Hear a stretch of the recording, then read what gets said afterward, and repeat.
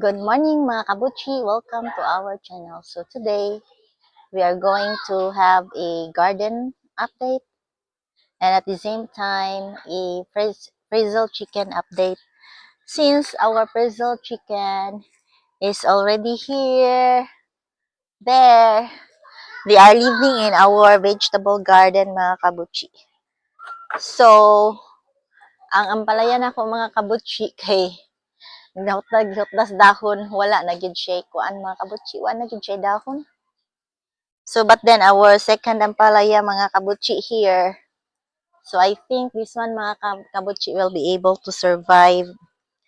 Maybe I'll just put kanang kawayan around, a fence around it mga kabuchi, so that they will be spared by our chicken mga kabuchi. So far na sila napatay na luya. Naamoy ko ano.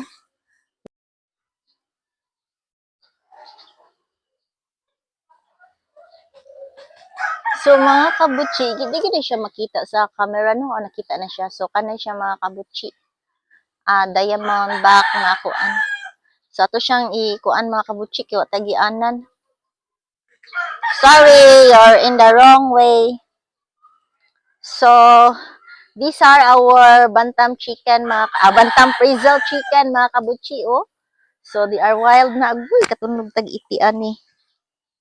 So I think the chicken already damaged the loya mga kabuchi. Oy, sila hadlok sila mga kabuchi oh. Nanagan. So they are already living here mga kabuchi. I don't know, I think wala dahil gipabatog sa mga bata ang mga chicken. I don't know, diin sila nagbatog. Dinha sila nagbatog. Okay, so walay gamit ilahang roasting mga kabuchi. But we will train them mga kabuchi. So these are my luya mga kabuchi. Ang landlady mga kabuchi is asking for luya. So maybe mga kabuchi we will bring that one down mga kabuchi. Sama ni. Oh. So baga-baga pagiday ni atong luya diri mga kabuchi. But supposed to be ginger will be harvested when all of the leaves died mga kabuchi. And then atong limonsito mga kabuchi, at least makaharvest na ani. Na isa. Dayon anak siya. So hinagan man ako mga chicken mga kabuchi eh. And then nasa ibunga diri ang mga limonsito. And then here sad anak lang sa niya kana pod siya. So ato na silang mag-fencing ta sa ato ang kuan mga kabuchi, mamutol ra ta og kanang iba ato i-fence ang ato ang limonsito and ampalaya mga kabuchi to protect them from our frizzle chicken mga kabuchi. So update ani sa akong frizzle chicken mga kabuchi, pero managan man sila eh. Ay mo panahagan tek. Tek. Ayaw mo uli sa ato atek.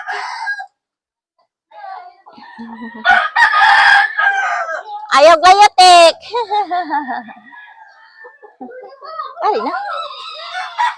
So nanagan jud sila mga kabuchi. Nanagan ang mga frizzle chicken. Oh, dara. Sige na lang, ato na lang kanang di na lang nato idol it. Ato na lang silang anak, focus na lang. Okay. So mo na sila ilang life mga kabuchi. I think okay na sila diri na area.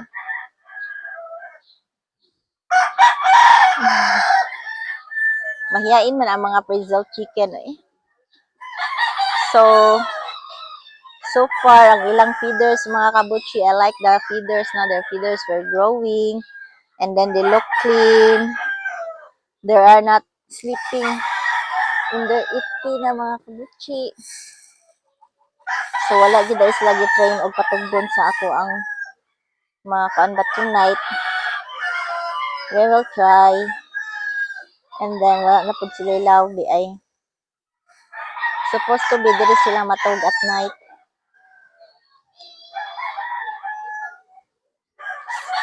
Sige. Bisan asa. Survive naman sila diri sa akong garden, mga kabutchi. And they cannot go outside man sad because of the fence, mga kabutchi. So, maura to siya. Thank you for watching. Bye-bye.